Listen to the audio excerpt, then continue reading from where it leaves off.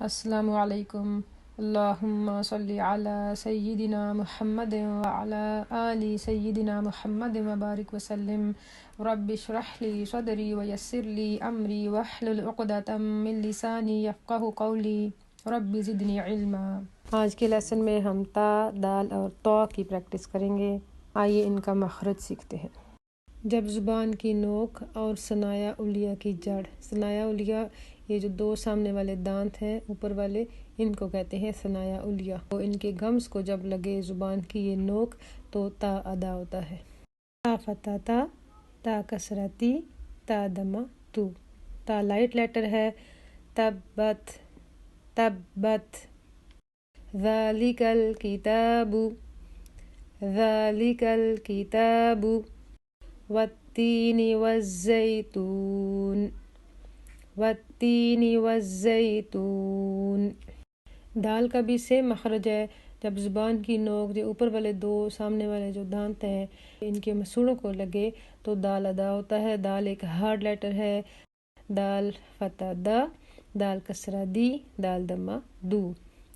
فَلْيَعْبُدُوا، فَلْيَعْبُدُوا، هُدًى لِّلْمُتَّقِينَ، هُدًى لِّلْمُتَّقِينَ۔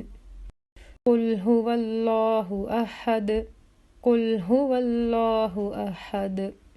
طا فل mouth letter ہے۔ طا کا بھی سیم مخرج ہے، لیکن اس میں اور ان دونوں میں یہ فرق ہے کہ طا جو ہے یہ فل ماؤتھ ہے۔ فل ماؤتھ کہنے کے لیے آپ زبان کی جو پیچھے کا جو زبان کا حصہ ہے اور جو درمیان ہے، طا کے لیے دونوں کو آپ نے اوپر کی طرف اٹھا کے اوپر والے تالو سے لگانا ہے تو طا فل ماؤتھ نکلے گا۔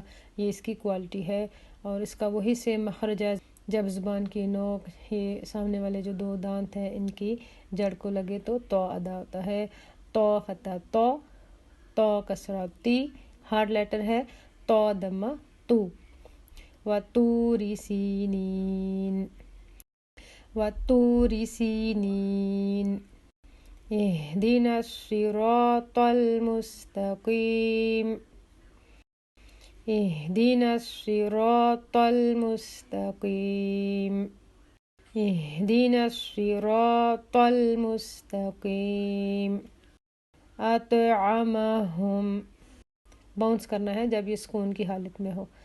اطعمہم۔